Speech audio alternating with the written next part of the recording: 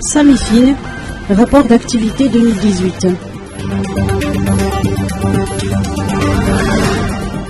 Le service de renseignement financier a présenté hier le rapport d'activité de l'année 2018. Lamna Boutou Tsaradi, directeur général du Samifine, nous évoque les grandes lignes de ce rapport. Ce rapport d'activité a été surtout axé sur les réalisations de 2018 et notamment sur le fait marquant, c'est le fait pour nous d'avoir défendu auprès de l'ESAMLAC ou la communauté des États d'Afrique de l'Est et du Sud de l'Afrique, d'avoir soumis à cette entité le rapport d'évaluation mutuelle qui a abouti au placement de Madagascar dans le processus de suivi renforcé. Suivi renforcé, donc, qui nous oblige à faire deux rapports annuels.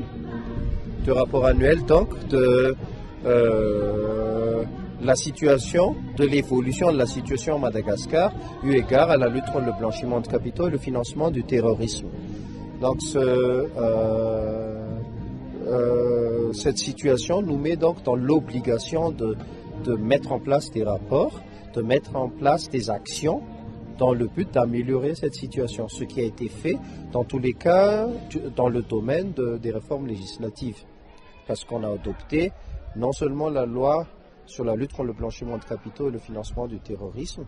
adoptée en 2018 et promulguée en début de 2019, mais aussi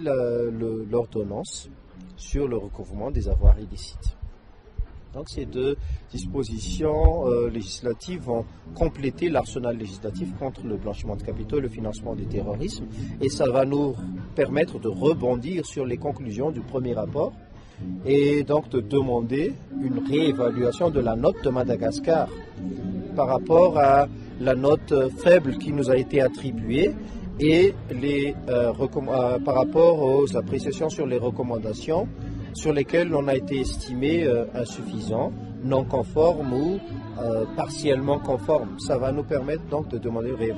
réévaluation et donc de mettre à l'abri Madagascar des risques d'être reversé dans la liste grise. Parmi les activités concernées par le blanchiment de capitaux,